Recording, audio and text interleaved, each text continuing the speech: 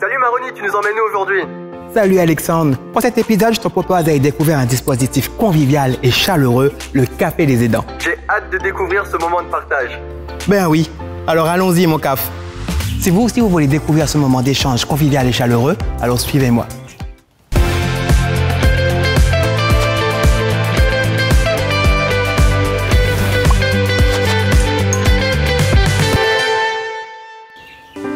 Je vous retrouve à Saint-Denis pour assister à un Café des aidants. Ce moment de rencontre, d'échange et d'information s'adresse à tous les aidants de l'île.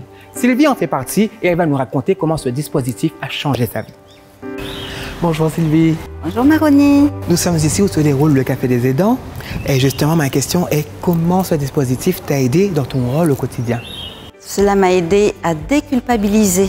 Parce que quand on est une maman ou une sœur, dès qu'on aide quelqu'un, on a toujours l'impression qu'on n'en fait pas assez. Qu'est-ce qui te plaît le plus justement de ce Café des aidants? L'écoute, le dialogue. Est-ce qu'en dehors de ce Café des aidants, vous avez gardé des liens entre vous? Tout à fait. On se téléphone, on se rencontre, on fait des sorties ensemble. Merci beaucoup Sylvie. Merci Maroni. Depuis 2014, les aidants réunionnais peuvent participer à ces réunions. Sur place, un travailleur social et un psychologue répondent à leurs questions.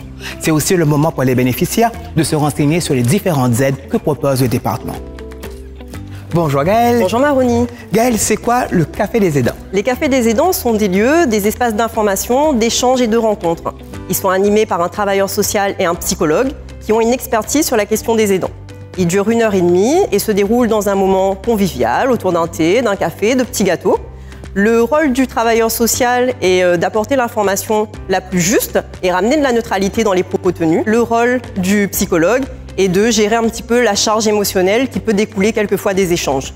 Et qui peut participer à ce Café des aidants? Le Café des aidants est ouvert à tous les aidants, c'est-à-dire à une personne qui s'occupe d'une personne dépendante, quel que soit son âge ou sa pathologie. Cette personne va lui apporter de l'aide et du soutien au quotidien, dans les actes de la vie quotidienne.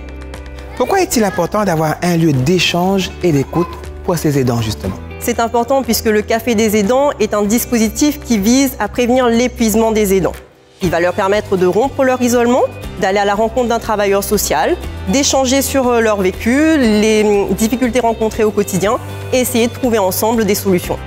Merci Gaëlle. Merci Maroni.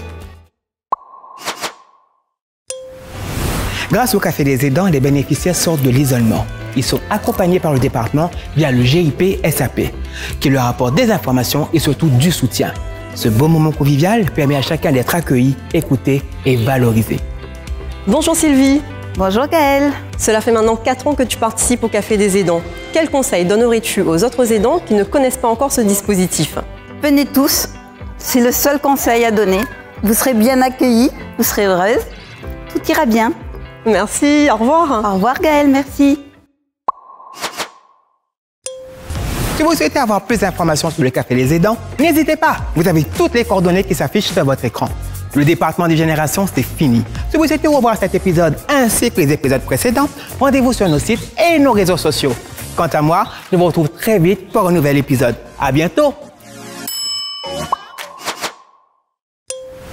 La semaine prochaine, je vous amène sur le terrain de Monsieur Xavier, un agriculteur qui a bénéficié de l'aide pour l'installation d'un réservoir d'eau des exploitations agricoles. Un joli coup de pouce de la part du département pour accéder à un outil très pratique.